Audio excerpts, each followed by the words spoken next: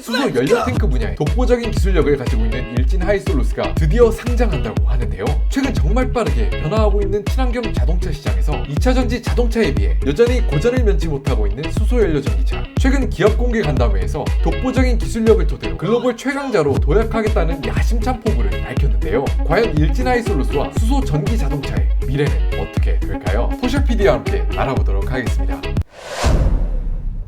일진 하이솔루스와 같은 경우에는 수소 연료 탱크에 회사 미래를 걸었다고 해도 과언이 아닌데요. 2019년까지만 해도 이렇게 수소 사업부와 환경 사업부가 거의 비슷하게 매출을 반반 나눠가는 구조였는데 2021년 올해 상반기에만 수소 연료 탱크에서 나오는 매출이 무려 65%까지 늘어났습니다. 이렇게 승용차에 들어가는 수소 연료 탱크를 생산하게 된 지가 2018년 불과 3년밖에 되지 않았다는 사실을 생각해 보았을 때 정말로 경이로울 정도로 빠르게 성장하고 있는 그런 사업부죠. 이런 일진 하이솔루스의 회사 명운을 걸었던 선택은 최근 2020년까지는 굉장히 탁월한 선택으로 보여지고 있는데요. 영업이익과 당기순이익이 굉장히 가파른 속도로 상승하고 있는 것을 확인할 수 있습니다. 일진 하이솔루스가 가장 큰 기대를 걸고 있는 것은 바로 현대자동차가 차세대 성장 동력으로 선택한 수소 자동차에 들어가는 수소 연료 탱크를 독점적으로 공급한 데에 있습니다. 일진 하이솔루스와 같은 경우에는 이렇게 수소를 고농축해서 연료로 쓰일 수 있게 하는 연료 탱크를 제작하는데 탁월한 기술력을 가지고 있는 것으로 알려져 있는데요. 바로 얼마 전 앞으로 초격차의 기술을 토대로 글로벌 최강자로 자리매김하겠다는 당찬 포부를 발표한 일진 하이솔루스의 대표. 과연 일진 하이솔루스는 어떤 비전을 가지고 있는지 한번 알아보도록 하겠습니다. 최근 친환경 산업으로의 일대의 전환이 계속해서 가속되고 있죠. 바로 저번 달에도 미국 바이든 대통령이 2030년에 출고되는 신차 중에서 절반 이상을 친환경 자동차로 끌어올리겠다는 파격적인 발표를 했는데요. 가솔린 자동차의 시장 퇴출을 약 2040년이나 2050년 정도로 잡고 있던 많은 회사들에게 그야말로 발등에 불이 떨어진 상황입니다. 친환경 자동차라고 하면 많이들 가장 먼저 떠오르실 것 같은 건 테슬라를 위시한 2차 전지, 리튬 이온 배터리로 가는 전기 자동차를 생각할 수 있죠. 그런데 그런 전기차에는 상용화하기에는 아직 너무나 큰 치명적인 단점을 가지고 있습니다. 다들 잘 아시는 것처럼 사용하시는 분들이 가장 큰 단점으로 꼽는 것은 기존의 가솔린 자동차보다 훨씬 더 긴 충전 시간입니다. 사실 요즘엔 아무리 급속 충전이라는 기술이 새롭게 나왔다고 해도 기존의 가솔린 자동차들보다는 너무나 불편할 수밖에 없죠. 아니 가솔린 자동차는 연료가 다 닳았을 때